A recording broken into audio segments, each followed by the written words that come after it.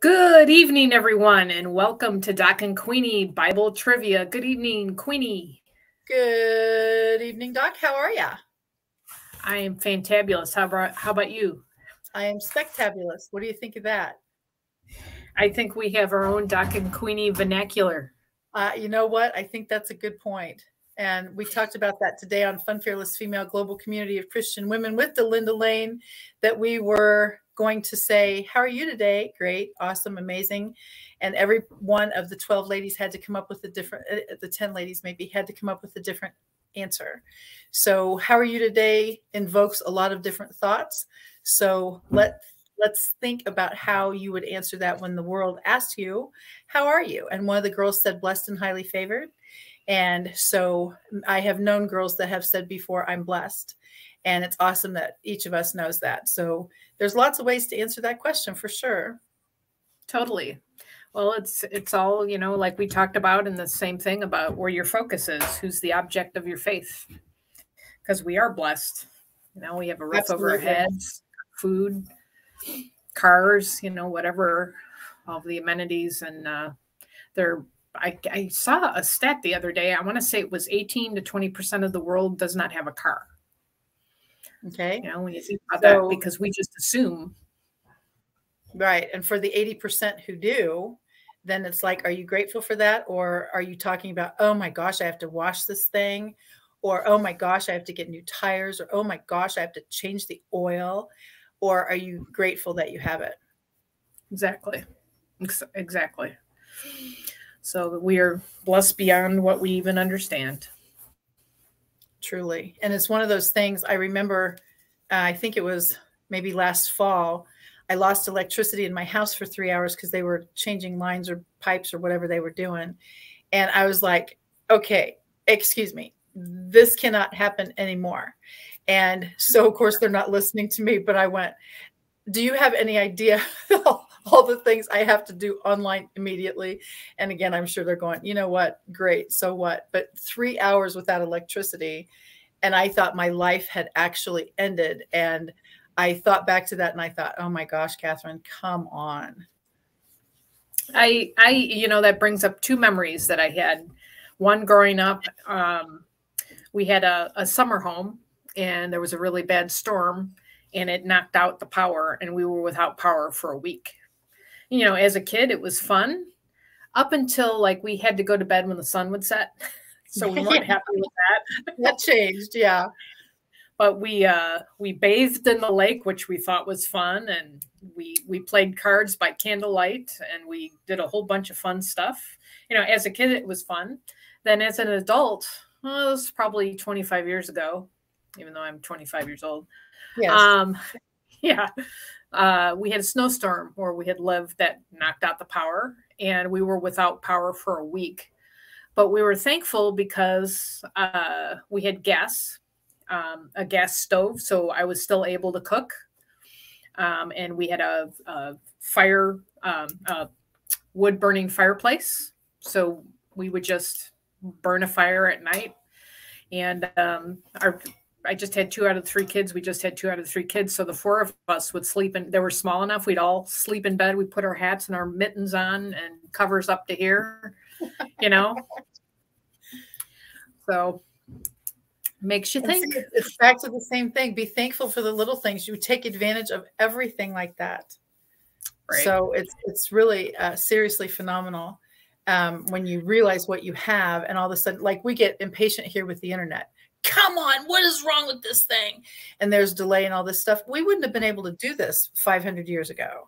And so the fact that we can reach the masses and then record it and then upload it and then download it and then link it and all of these different things, this was not available before. And people don't understand that.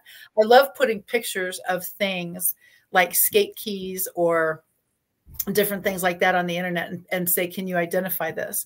I know instantly who's going to say yes. And I also know instantly who's going to say, what is that? Yeah. So it's back to the same drill. What did you do before the internet? Before the internet, how did you live? And so, one of the things I remember vividly is a kid wants to know how to spell a word. So what do you say? Look it up. Look it up in the dictionary. Right.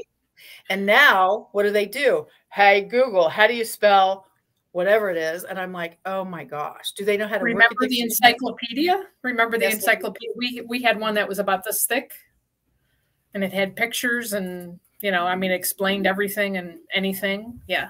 It was the dictionary and an encyclopedia. You would go find your info. Oh, I remember when the internet first came out, we had AOL. Of course, it was dial up, and it would spin and spin, and it would take like 5-10 minutes to get. Yeah. Yeah. And of course, you're just waiting. Please let it happen. Come on, connect. Just connect. Please connect. Yeah. Yep. No offense to AOL. It's lovely, I'm sure. I'm sure.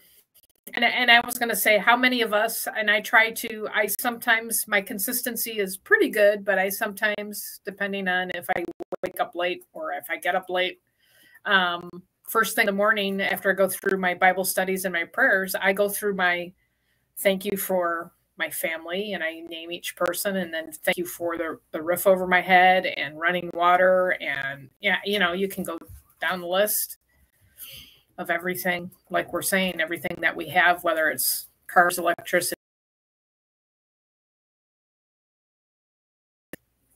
All right, let's do it. Everyone, welcome to Mark and Queenie Bible Trivia. We love that you're with us, and we're going to start with Book of Mark, chapter 5.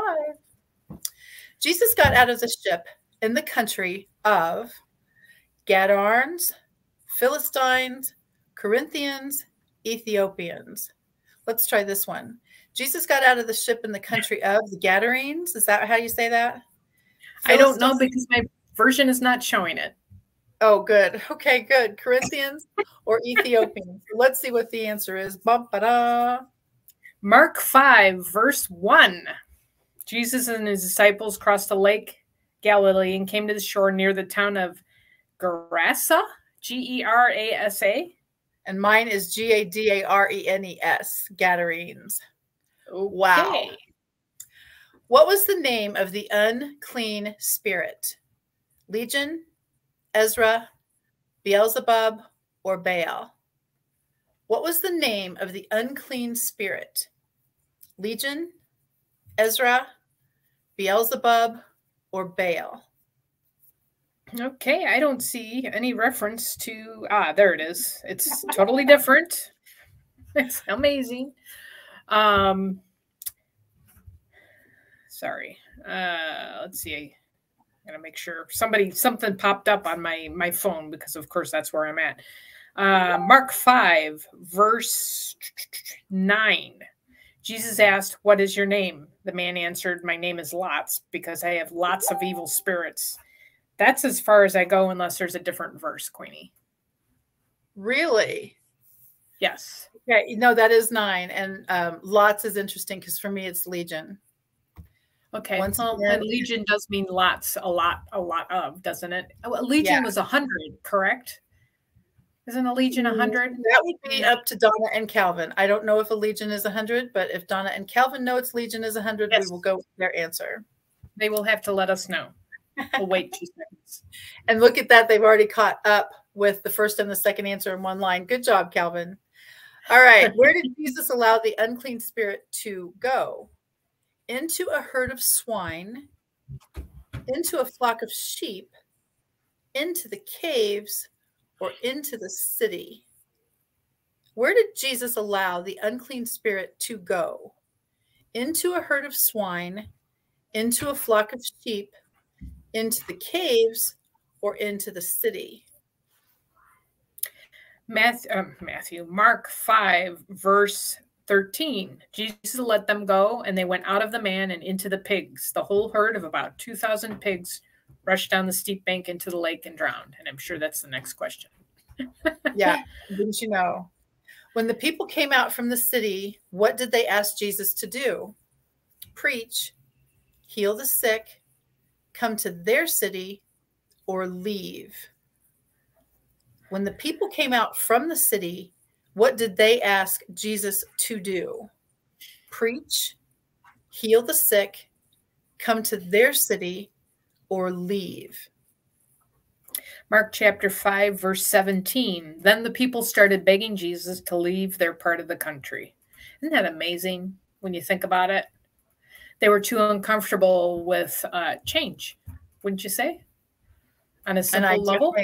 I don't even understand that. I would think everyone would be embracing change, right? Yeah. And by the way, Calvin is saying he thinks yes as far as the Legion. I'm thinking that was his answer at 7:09 p.m. Absolutely. So. Absolutely true. What was the name of the ruler of the synagogue who came to Jesus asking him to heal his daughter? Nicodemus, Joseph, Jairus, Caiaphas. What was the name of the ruler of the synagogue who came to Jesus asking him to heal his daughter?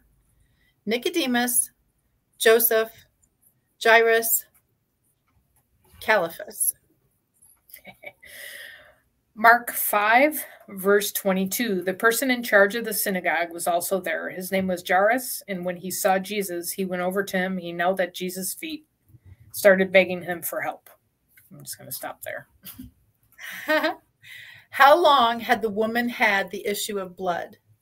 1 year, 2 years, 10 years, 12 years. How long had the woman had the issue of blood? 1 year, 2 years, 10 years, 12 years.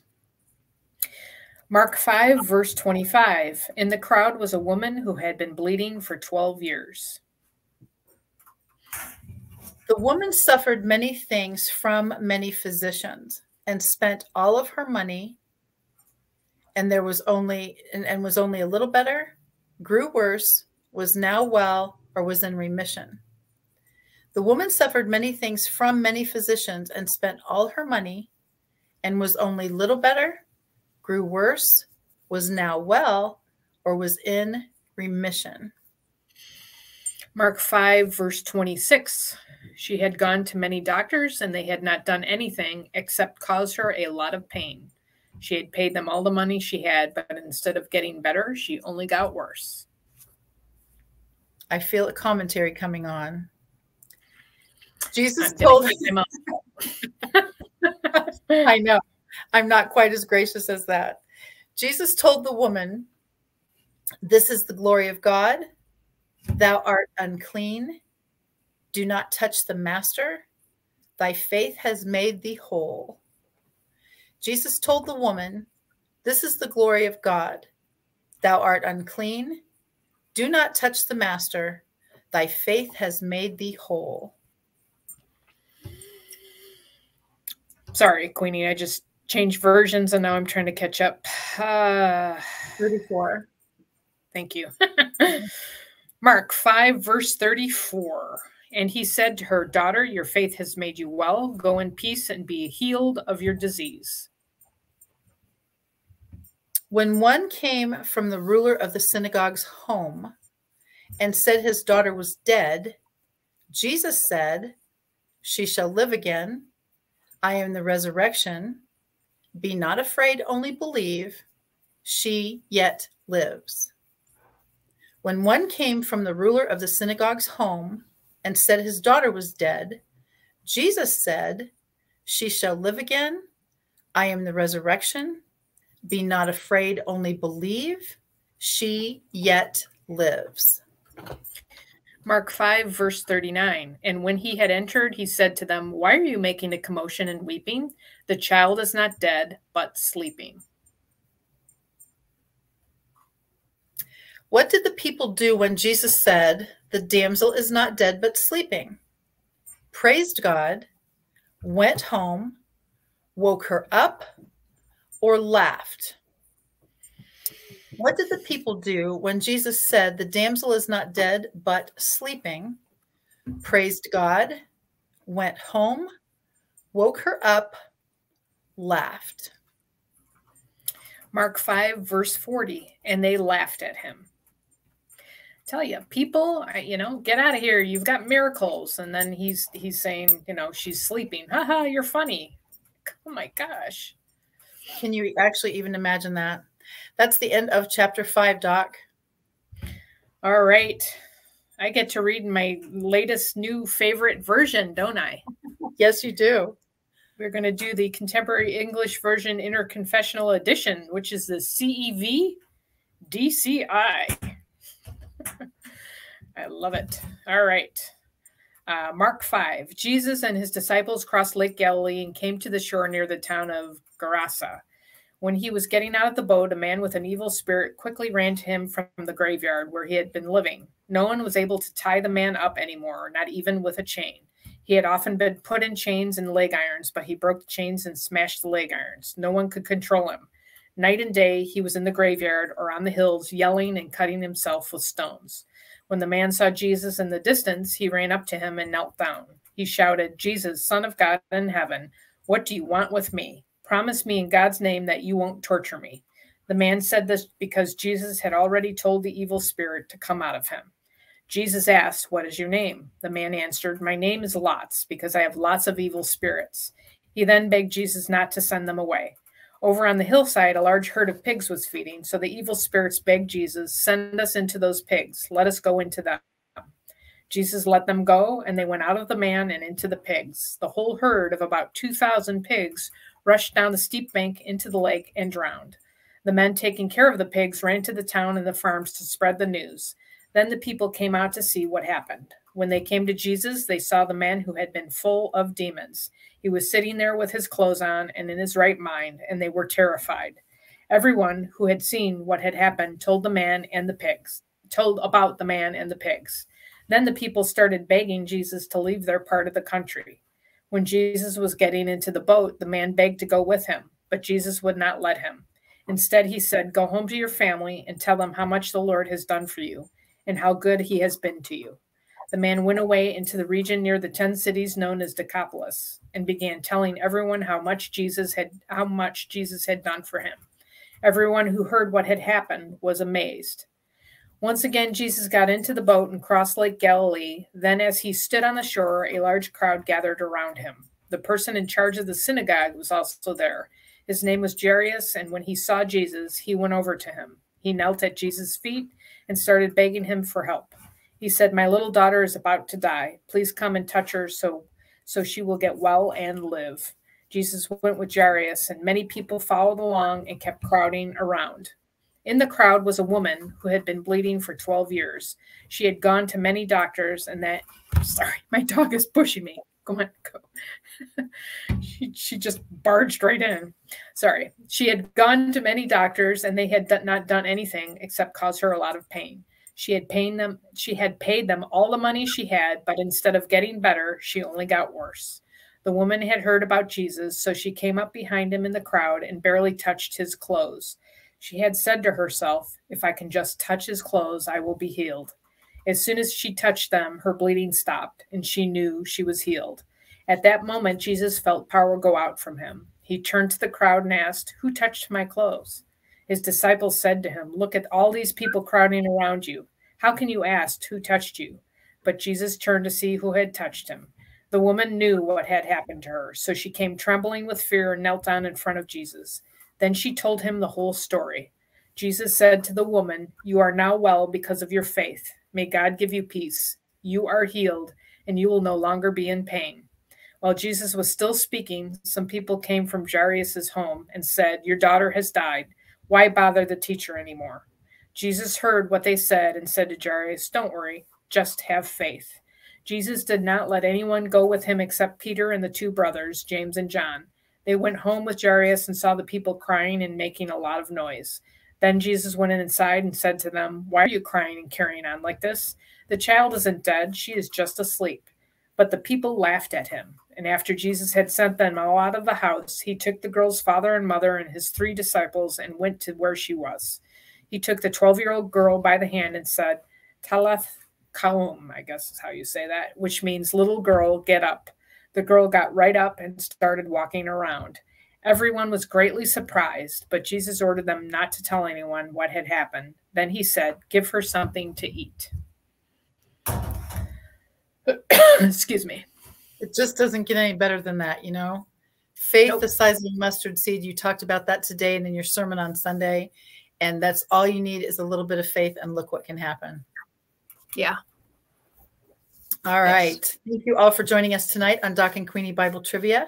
We are now headed to the book of Mark, chapter 6. Jesus said, "A prophet is not without honor, but among the heathen, but in his own country, God will reward or righteousness." Jesus said, "A prophet is not without honor, but among the heathen, but in his own country, God will reward or righteousness." Mark 6, verse 4. And Jesus said to them, "A prophet is not without honor, except in his hometown and among his relatives and in his own household." When Jesus sent his disciples out, he commanded them to take only bread, cheese, oil, a staff. When Jesus sent his disciples out, he commanded them to take only bread, cheese, oil, a staff. Mark 6, verse 8. He charged them to take nothing for their journey except a staff, no bread, no bag, no money in their belts, but to wear sandals and not put on 2 tunics. The disciples healed the sick doing this, blowing on them, fasting, anointing them with oil, shouting. The disciples healed the sick doing this, blowing on them, fasting, anointing them with oil, or shouting. Mark 6, verse 13. And they cast out many demons and anointed with oil many who were sick and healed them. Her daughter danced for Herod, Delilah, Dinah, Herodias, or Deborah. Her daughter danced for Herod, Delilah, Dinah, Herodias, or Deborah. Mark 6, verse 22. For when Herodias' daughter came in and danced, she pleased Herod and his guests. And the king said, well, I will stop there. I just have a feeling it's going to be in there. You never know, right? Here we go. What did she ask for?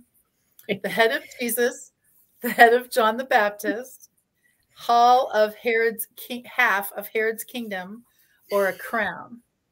What did she ask for? The head of Jesus, the head of John the Baptist, half of Herod's kingdom, or a crown? Mark 6, verse 22. For when Herodias' daughter came in and danced, she pleased Herod and his guests. And the king said to the girl, "Ask me for whatever you wish, and I will give it to you." Did I answer that? I'm sorry. I'm like... No, it's 25, actually. Okay, yeah. And I was going to say, And she went out and she asked her mother, "For what should I ask?" And she said, "The head of John the Baptist." And she came in immediately with haste to the king and asked, saying, "I want you to give me at once the head of John the Baptist on a platter." Ew. Right. Double ew. What did Jesus feed the multitude with? 5 loaves and 2 fish, 5 fish and 2 loaves, 3 fish and 5 loaves, 3 loaves and 5 fish. What did Jesus feed the multitude with? 5 loaves and 2 fish, 5 fish and 2 loaves, 3 fish and 5 loaves, 3 loaves and 5 fish. Mark 6, verse 38. And he said to them, "How many loaves do you have? Go and see." And when they had found out, they said, 5 and 2 fish. 5 loaves, 2 fish it is. How many men were fed? About 1,000, about 2,000, about 4,000, about 5,000. How many men were fed? About 1,000, about 2,000, about 4,000, about 5,000.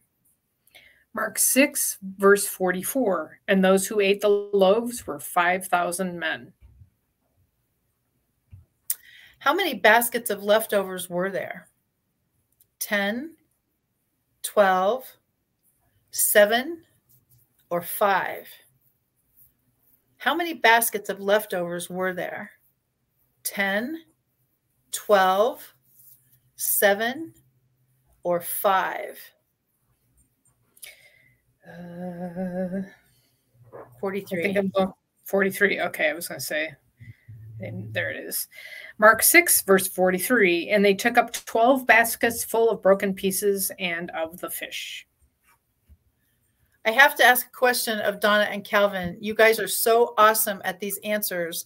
And do you ever look them up, or do you already know the answer? I would just love to know that, because you're so quick, so good. And tonight the internet's working. Thank you, Lord. And I was just wondering if you have to ever look it up, or if you know the answer automatically. When the disciples saw Jesus walking on the water, they cried out because they were afraid they would drown, wanted him to find them, thought he was a spirit, or thought he was an angel. When the disciples saw Jesus walking on the water, they cried out because they were afraid he would drown, wanted him to find them, thought he was a spirit, or thought he was an angel. They know most of them. Isn't that amazing, Doc? Yep. You guys are awesome. I know this is verse 49, but I'm going to read part of 48 because he meant to pass by them.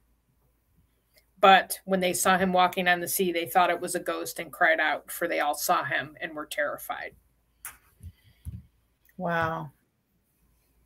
In the cities and villages Jesus entered, they laid this in the streets: flowers, palm branches, the sick, or blossoms. In the cities and villages Jesus entered, they laid this in the streets: flowers, palm branches, the sick, or blossoms. Mark 6, verse 56. And wherever he came, in villages, cities, or countryside, they laid the sick in the marketplaces and implored him that they might touch even the fringe of his garment. And as many as touched it were made well. Chapter 6 is completo. Wow. We're flying, Queenie. I know, Doc. All right. Mark 6 in the CEV DCI version. I will always laugh. That's such a long version, but hey, it works. Jesus left and returned to his hometown with his disciples, and the next Sabbath he taught in the synagogue. Many of the people who heard him were amazed and asked, "How can he do all this? Where did he get such wisdom and the power to work these miracles? Isn't he the carpenter's son of Mary? What? Isn't he the carpenter, the son of Mary? Aren't James, Joseph, Judas, and Simon his brothers? Don't his sisters still live here in our town?" The people were upset because of what he was doing. But Jesus said, "Prophets are honored by everyone except the people of their own hometown and their relatives and their own family." Jesus could not work any miracles there except to heal a few sick people by placing his hands on them. He was surprised that the people did not have any faith. Jesus taught in all the neighboring villages, and then he called together his 12 apostles and sent them out 2 by 2 with power over evil spirits. He told them, "You may take along a walking stick, but don't carry food or a traveling bag or any money. It's all right to wear sandals, but don't take along a change of clothes. When you are welcomed into a home, stay there until you leave that town. If any place won't welcome you or listen to your message, leave and shake the dust from your feet as a warning to them." The apostles left and started telling everyone to turn to God. They forced out many demons and healed a lot of sick people by putting olive oil on them. Jesus became so well known that Herod the ruler heard about him. Some people thought he was John the Baptist, who had come back to life with the power to work miracles. Others thought he was Elijah or some other prophet who had lived a long time ago. But when Herod heard about Jesus, he said, "This must be John. I had his head cut off, and now he has come back to life." Herod had earlier married Herodias, the wife of his brother Philip, but John had told him, "It isn't right for you to take your brother's wife." So in order to please Herodias, Herod arrested John and put him in prison. Herodias had a grudge against John and wanted to kill him, but she could not do it because Herod was afraid of John and protected him. He knew that John was a good and a holy man. Even though Herod was confused by what John said, he was glad to listen to him, and he often did. Finally, Herodias got her chance when Herod gave a great birthday celebration for himself and invited his officials, his army officers, and the leaders of Galilee. The daughter of Herodias came in and danced for Herod and his guests. She pleased them so much that Herod said, "Ask for anything, and it's yours. I swear that I will give you as much as half of my kingdom if you want it." The girl left and asked her mother, "What do you think I should ask for?" Her mother answered, "The head of John the Baptist." The girl hurried back and told Herod, "Here and now, on a serving plate, I want the head of John the Baptist." Herod was very sorry for what he had said, but he did not want to break the promise he had made in front of his guests. At once he ordered a guard to cut off John's head there in prison. The guard put the head on a serving plate and took it to the girl. Then she gave it to her mother. When John's followers learned that he had been killed, they took his body and put it in a tomb. After the apostles returned to Jesus, they told him everything they had done and taught. But so many people were coming and going that Jesus and the apostles did not even have a chance to eat. Then Jesus said, "Let's go to a place where we can be alone and get some rest." They left in a boat for a place where they could be alone, but many people saw them leave and figured out where they were going. So people from every town ran on ahead and got there first. When Jesus got out of the boat, he saw the large crowd that was like sheep without a shepherd. He felt sorry for the people and started teaching them many things. That evening, the disciples came to Jesus and said, "This place is like a desert, and it's already late. Let the crowds leave so they can go to the farms and villages near here and buy something to eat." Jesus replied, "You give them something to eat." But they asked him, "Don't you know it would take almost a year's wages to buy all of these people something to eat?" Then Jesus said, "How much bread do you have? Go and see." They found out and answered, "We have 5 small loaves of bread and 2 fish." Jesus told his disciples to tell the people to sit down on the green grass. They sat down in groups of 100 and groups of 50. Jesus took the 5 loaves and the 2 fish, and he looked up toward heaven and blessed the food. Then he broke the bread and handed it to his disciples to give to the people. He also divided the 2 fish so everyone could have some. After everyone had eaten all they wanted, Jesus' disciples picked up 12 large baskets of leftover bread and fish. There were 5,000 men who ate the food. At once, Jesus made his disciples get into the boat and start back across to Bethsaida, but he stayed until he had sent the crowds away. Then he told them goodbye and went up on the side of the mountain to pray. Later in the evening, he was still there by himself, and the boat was somewhere in the middle of the lake. He could see that the disciples were struggling hard because they were rowing against the wind. Not long before morning, Jesus came toward them, and he was walking on the water and was about to pass the boat. When the disciples saw Jesus walking on the water, they thought he was a ghost, and they started screaming. All of them saw him and were terrified, but at the same time he said, "Don't worry, I am Jesus. Don't be afraid." He then got into the boat with them, and the wind died down. The disciples were completely confused. Their minds were closed, and they could not understand the true meaning of the loaves of bread. Jesus and his disciples crossed the lake and brought the boat to shore near the town of Gennesaret. As soon as they got out of the boat, the people recognized Jesus. So they ran all over that part of the country to bring their sick people to him on mats. They brought them each time they heard where he was. In every village or farm or marketplace where Jesus went, the people brought their sick to him. They begged him to let them just touch his clothes, and everyone who did was healed. Pretty fabulous, that's for sure. Yes. All right, fantastic. We are thrilled that you joined us tonight on Doc and Queenie Bible Trivia. Please answer as you see fit. This is obviously not for Bible scholars only, although Donna and Calvin, I believe, qualify in that department. We're now getting ready to start Mark chapter 7. Why did the Pharisees find fault in the disciples? They worked on the Sabbath. They did not honor their parents. They ate with unwashed hands, or they spoke blasphemy. Why did the Pharisees find fault in the disciples? They worked on the Sabbath. They did not honor their parents. They ate with unwashed hands, or they spoke blasphemy. Mark 7, verse 2. They saw that some of his disciples ate with hands that were defiled, that is, unwashed. Jesus quoted Isaiah, "This people honoreth me with their lips, but this is far from me. Their heart, their tongue, their thoughts, or their mind." Jesus quoted Isaiah, "This people honoreth me with their lips, but this is far from me. Their heart, their tongue, their thoughts, or their mind."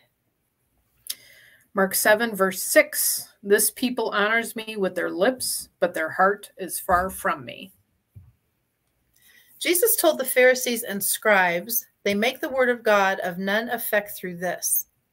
Their pride, their tradition, their righteousness, their humility. Jesus told the Pharisees and scribes, they make the word of God of none effect through this. Their pride, their tradition, their righteousness, or their humility. Is that verse 13? 13. I was checking on the delay, actually, so let's see. Yes, it is. Okay. Mark 7, verse 13. Thus making void the word of God by your tradition that you have handed down, and many such things you do. Jesus said, this defiles a man, eating with unwashed hands, what goes into a man from without, the things that come out of him, or the law. Jesus said, this defiles a man, eating with unwashed hands, what goes into a man from without, the things that come out of him, or the law. Mark 7, verse 15. There is nothing outside a person that by going into him can defile him, but the things that come out of a person are what defile him. From where do adulteries... What did you say? I said it sounds like, God knows our heart. It's the heart issue. And from the heart, so one speaketh. Yeah. Sorry. Interrupt. No, that's a perfect point. Where do adulteries, covetousness, pride, and foolishness come? The heathen, Sodom and Gomorrah, man's heart, or hell? From where do adulteries, covetousness, pride, and foolishness come? The heathen, Sodom and Gomorrah, man's heart, or hell? Oh, we were just talking about this. Mark 7, verse 21.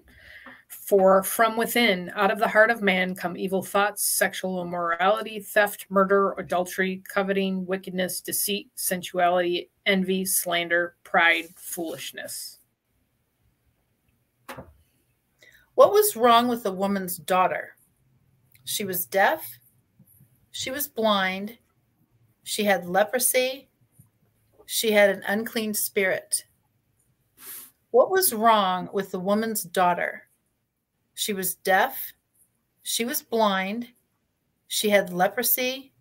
She had an unclean spirit. Mark 7, verse 25. But immediately a woman whose little daughter had an unclean spirit heard of him and came and fell down at his feet. What nationality was the woman? Jewish, Greek, African, Ethiopian. What nationality was the woman?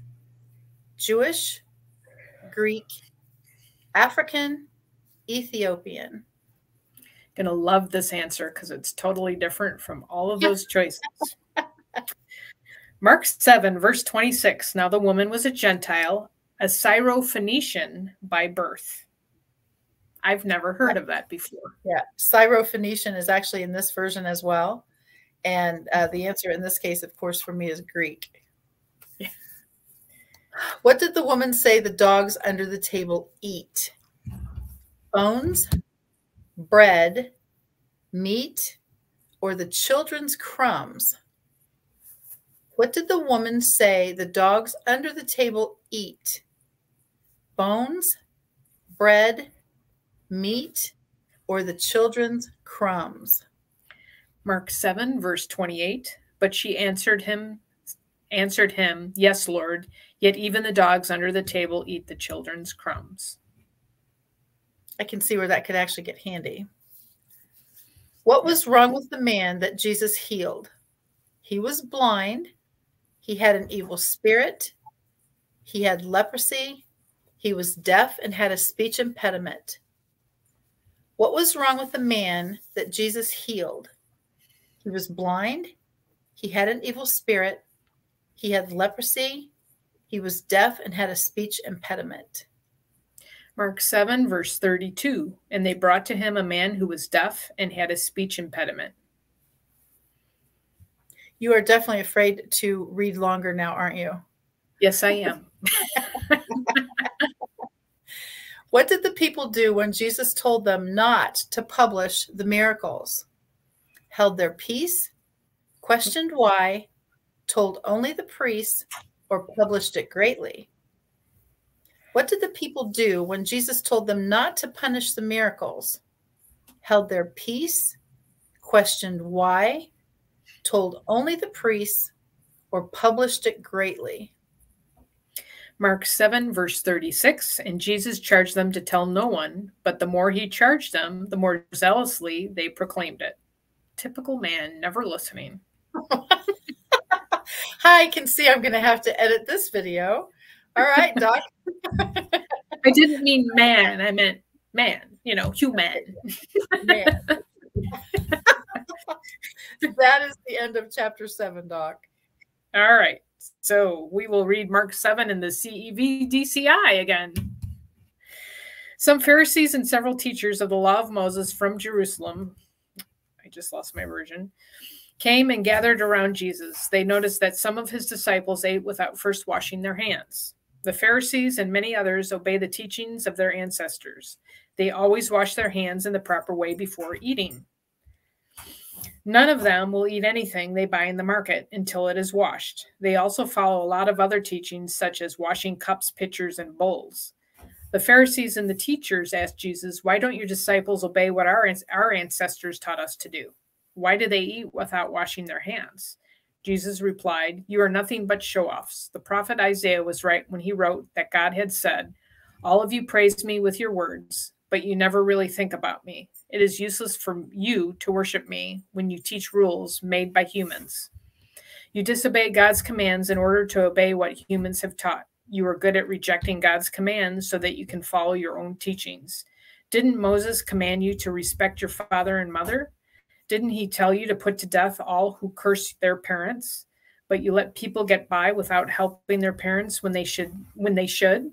You let them say that what they own has been offered to God. You won't let those people help their parents, and you ignore God's commands in order to follow your own teaching. You do a lot of other things just as bad." Jesus called the crowd together again and said, "Pay attention and try to understand what I mean. The food that you put into your mouth doesn't make you unclean and unfit to worship God. The bad words that come out of your mouth are what make you unclean." After Jesus and his disciples had left the crowd and gone into the house, they asked him what these sayings meant. He answered, "Don't you know what I am talking about by now? You surely know that the food you put into your mouth cannot make you unclean. It doesn't go into your heart, but into your stomach, and then out of your body." By saying this, Jesus meant that all foods were fit to eat. Then Jesus said, "What comes from your heart is what makes you unclean. Out of your heart come evil thoughts, vulgar deeds, stealing, murder, unfaithfulness in marriage, greed, meanness, deceit, indecency, envy, insults, pride, and foolishness. All of these come from your heart, and they are what make you unfit to worship God." Jesus left and went to the region near the town of Tyre, where he stayed in someone's home. He did not want people to know he was there, but they found out anyway. A woman whose daughter had an evil spirit in her heard where Jesus was, and at once she came and knelt down at his feet. The woman was Greek and had been born in the part of Syria known as Phoenicia. She begged Jesus to force the demon out of her daughter, but Jesus said, "The children must first be fed. It isn't right to take away their food and feed it to the dogs." The woman replied, "Lord, even puppies eat the crumbs that children drop from the table." Jesus answered, "That's true. You may go now. The demon has left your daughter." When the woman got back home, she found her child lying on the bed. The demon had gone. Jesus left the region around Tyre and went by way of Sidon toward Lake Galilee. He went through the land near the 10 cities known as Decapolis. Some people brought to him a man who was deaf and could hardly talk. They begged Jesus to touch him. After Jesus had taken him aside from the crowd, he stuck his fingers in the man's ears. Then he spit and put it on the man's tongue. Jesus looked up toward heaven, and with a groan, he said, "Ephphatha," which means open up. At once the man could hear, and he had no more trouble talking clearly. Jesus told the people not to say anything about what he had done, but the more he told them, the more they talked about it. They were completely amazed and said, "Everything he does is good. He even heals people who cannot hear or talk." Wowza and double wowza. I wonder how, he'll tell us when we get to heaven, but I wonder if it irritated him that he would tell people not to say anything, and then they're running around town telling everybody, I mean, it's just, okay, I will, Lord. And then they just go and do it anyways. That's probably the human condition in anything. Absolutely. I was just going to say human I'll never nature. do it again. Yeah. Right. He already knew human nature, and it wouldn't be 7 times 7 if he knew we weren't going to do it again. So right. The forgiveness, the I'm so sorry, that whole drill, if he thought, okay, once you're done and now you're healed from doing that again. Right. Yeah, that doesn't work so well, I don't think. All right, my friends, we thank you for joining us tonight on Doc and Queenie Bible Trivia. We love that you're here. Donna and Calvin are just right on every single question. We love that so much because it's very fun to have participation. If you're watching this live, thank you for being here. If you're watching this on the replay, we hope you learned something right along with us. We're starting right now in the book of Mark, chapter 8. How long had the crowd been with Jesus with nothing to eat? All day, 12 days, 3 days, 4 days. How long had the crowd been with Jesus with nothing to eat? All day, 2 days, 3 days, 4 days. Mark 8, verse 2. I have compassion on the crowd because they have been with me now 3 days and have nothing to eat. How much food did the disciples have? 7 fish and a few loaves, 7 loaves and a few fish, 5 fish and 3 loaves, 5 loaves and 3 fish. How much food did the disciples have? 7 fish and a few loaves, 7 loaves and a few fish, 5 fish and 3 loaves, 5 loaves and 3 fish. Mark 8, verse 5. And he asked them, how many loaves do you have? They said, 7. I know that's your number. About how many were fed? Yeah. 1,000, 2,000, 3,000, or 4,000? How many were fed? 1,000, 2,000, 3,000, or 4,000? Mark 8, verse 9. And there were about 4,000 people, and he sent them away. How many baskets were left over? 3, 5, 7, or 9? How many baskets were left over? 3, 5, 7, or 9? Mark 8, verse 8. And they ate and were satisfied, and they took up the broken pieces left over, 7 baskets full. What did the Pharisees? But that's why I was just going to say, can you even fathom that all of this multitude of people was fed with this little teensy bit of stuff that would be a little family meal? It's just and leftovers. I mean, it's excess in God's kingdom. I mean, always leftovers. Exceedingly abundant. I mean, how do you do that? Exceedingly abundant every time. Above and beyond. What did the Pharisees want Jesus to do? Show them a sign, preach in the synagogue, give them bread, or pay tribute? What did the Pharisees want Jesus to do? Show them a sign, preach in the synagogue, give them bread, or pay tribute? Mark 8, verse 11. The Pharisees came and began to argue with him, seeking from him a sign from heaven to test him. Jesus told the disciples they should beware of this, of the Pharisees and Herod. The leaven, the signs, the violence, or imprisonment. Jesus told the disciples they should beware of this, of the Pharisees and Herod. The leaven, the signs, the violence, or imprisonment. Mark 8, verse 15. And he cautioned them, saying, watch out, beware of the leaven of the Pharisees and the leaven of Herod.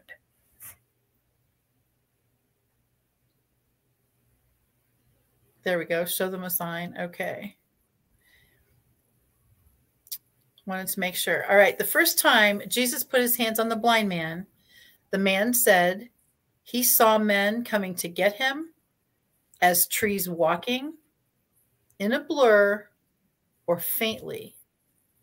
The first time Jesus put his hands on the blind man, the man said he saw men coming to get him as trees walking, in a blur, or faintly.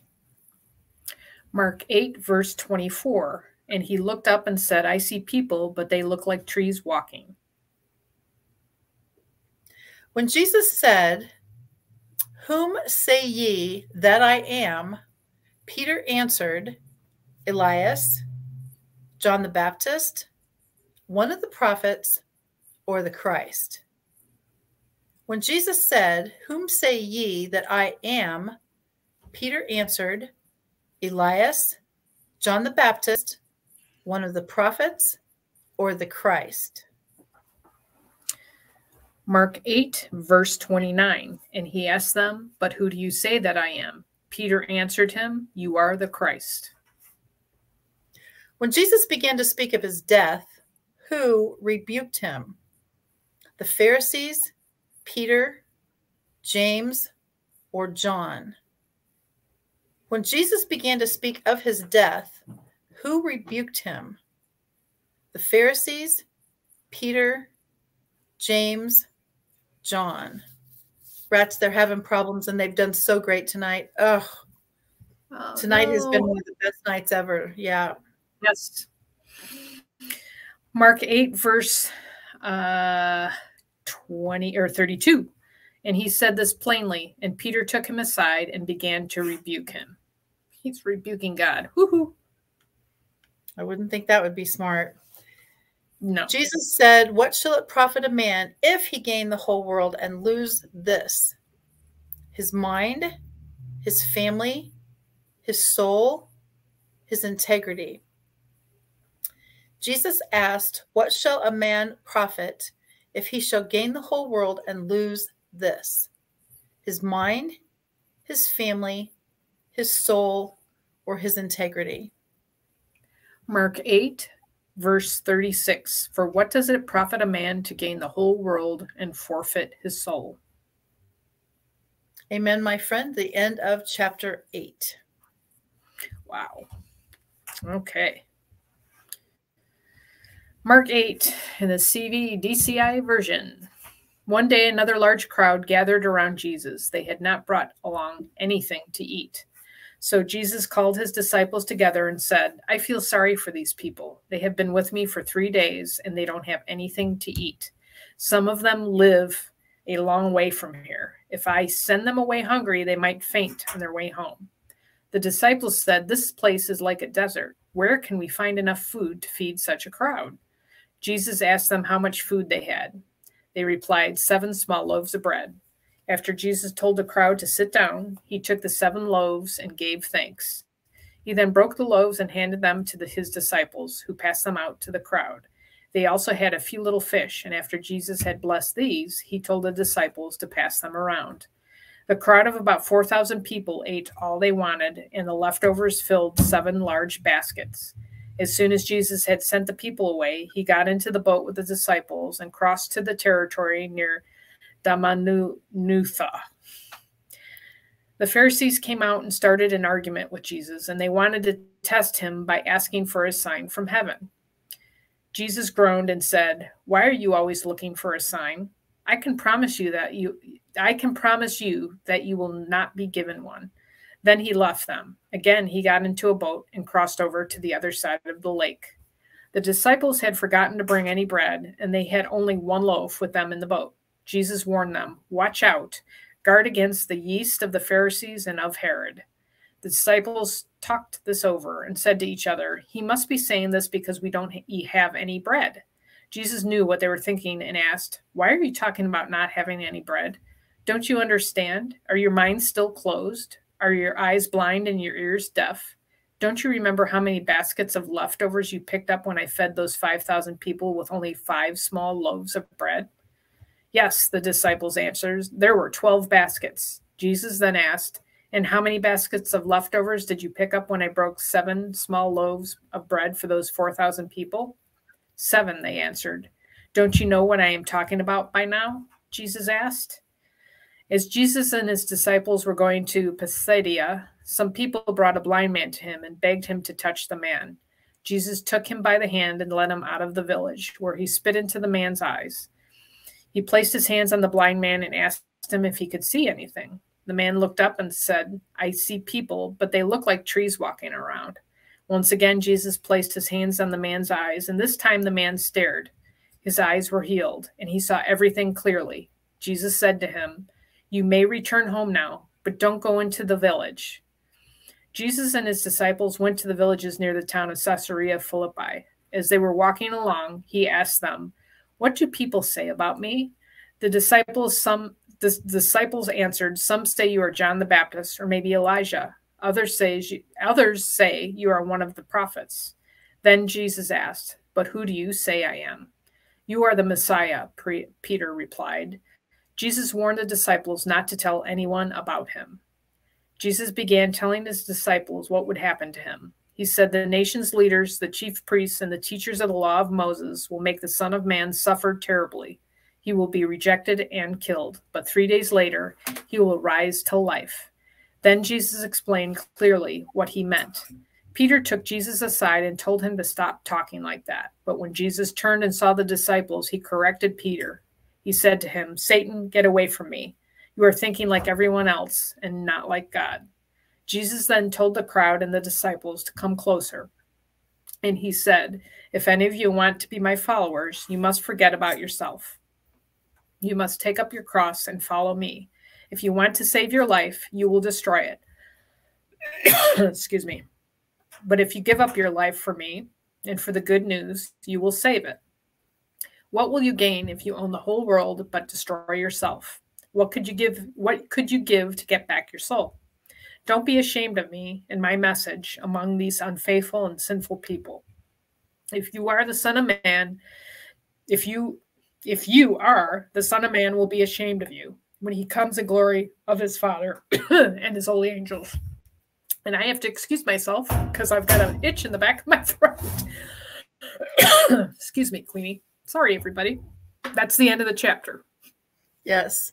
And that was perfect timing, if there is such a thing as that, but that works out fantastic. We thank each and every one of you for joining us tonight. Donna and Calvin were with us live, absolutely. And we are thrilled every single week when you can be with us.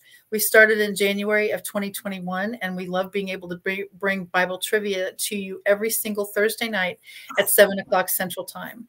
Please join us on our Doc and Queenie Facebook Live at high noon on Mondays, and that also is Central Time. Everything that we do is right here on our Doc and Queenie group page, and we love having you be able to join us. And definitely invite your friends, anyone who would be blessed not only by Bible trivia, but a little bit of girl chat with a faith twist.